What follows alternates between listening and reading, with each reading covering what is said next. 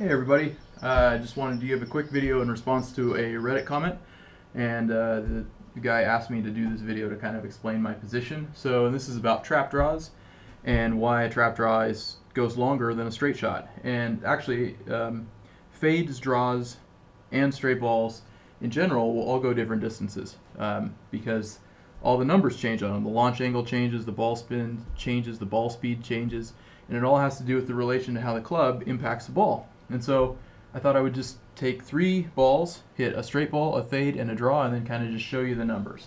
So this is a 7-iron, and this is a TaylorMade TB5X. So first we'll try and do the straight ball.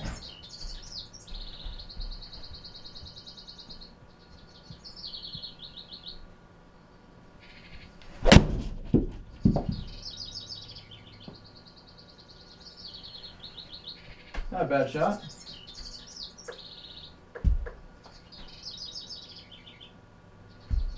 Okay, now we're going to try and do the fade.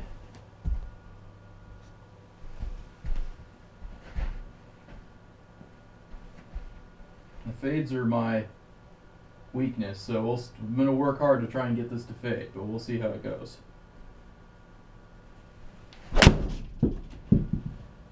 Hey, got the fade. Not quite where I was wanting to aim it, but you get the idea. And now we'll do the trap draw. And to me, the trap draw is basically a hook. Well,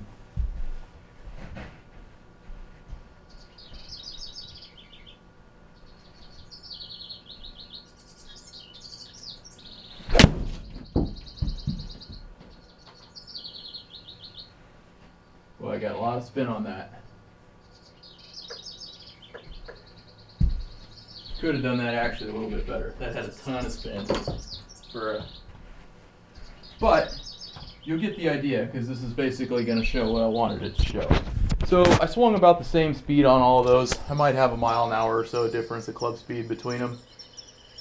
But you'll notice that the straight ball, you get 133 miles an hour of ball speed, to almost 20 degrees of launch, 5,600 RPMs of spin for a peak height of 44 yards. And a carry of 190. You move to the fade, and now I've dropped basically 4 miles an hour of ball speed, roughly, right? And my launch angle's gone up because now, like if you're taking my clubs here, now my club's impacting more like this. I've created a lot more spin, so I've got from 5,600 to 62. I wind up with the same peak height, and the reason why that is because the ball speed, if you think of ball speed, right, since the ball is going upwards, that all else equals, right? Higher ball speed is going to be higher peak height. Lower ball speed would be lower peak height. And in order for that to change, you have to change one of the other variables. So in this case, I've lowered this. So with all else equal, I would wound up with lower ball flight. But instead, I've increased the spin and the launch. And the result is you get the same height. It doesn't look the same visually when you see the shot because one is occurring, that height is occurring sooner. So when it's closer to you, it makes it look like it's a higher shot, but it's actually not. They're both the same, they're both reaching the same peak height, but one's doing it 10 yards longer.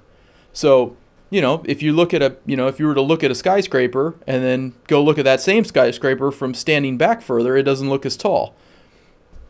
So, that's the reason why visually it would look different, but it's really the same. So the 190 dropped to 180 because of basically the ball speed dropped and the spin rates went up.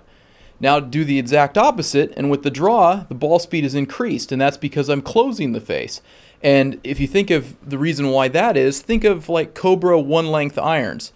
They have basically the same, they are. The head weight is the same, the shaft is the same, the length is the same. So you put them in the same spot, you have the same virtual angle of attack on every club, and you have the same swing speed.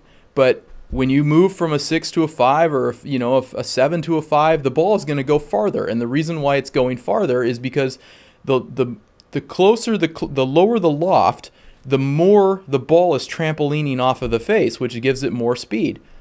And the more speed is going to equal more distance. And so here, we got that same effect. So lower launch, it's not particularly lower, right? We're looking at 1 degree, which is virtually nothing. It's not like going down a different, like a different club. So you're not seeing like 3 or 4 degrees of launch difference. It's just 1 degree from the standard, right? But you get another 5 miles an hour of ball speed. The spin rate, this one was pretty spinny for me, but the spin rate still dropped, not by much. I mean, we're looking at basically the same. Right? I got an extra yard of peak height, mainly because I still had high spin. If I had managed to hit that with a better spin rate, and this was like 5,400, this would have been the same.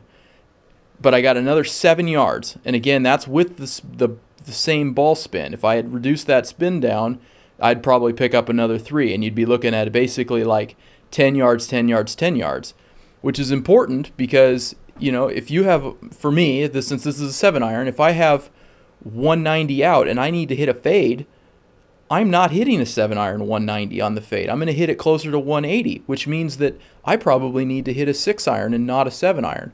And the same would happen if I'm 190 out and I need to hit a draw. Well, I either need to know that I need to take speed off of it in order to make it go back to 190, or I'm looking at switching clubs, and maybe I want an 8-iron with a hard draw. So that's why it's really important to know that the distances are not all the same. And yet, the funny thing is the height of the shot basically stays the same. So anyways, that's my demonstration. Hopefully you found it useful, and if you have any questions, let me know. Thanks.